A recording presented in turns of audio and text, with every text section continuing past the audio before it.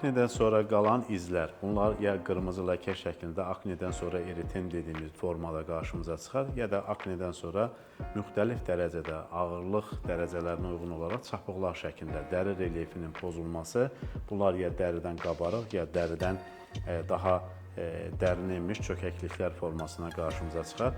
Sızanaqdan sonra yaranmış olan çapıqların mütləq qaydada ağırlıq dərəcəsi təyin olunmalıdır. Aknedən sonra qalan çapıqlar əsasən 3 cürdür. Icepick, boxcar və rollback dediyimiz çökək çapıqlardan gedir söhbət təbii ki. Bu cür çapıqların müalicə üsulu yaranma mexanizminə görə və onların quruluşuna görə fərqli prosedurlar əsasında icra oluna bilər. Günümüzdə daha çox fraksional lazerlər tətbiq edilir.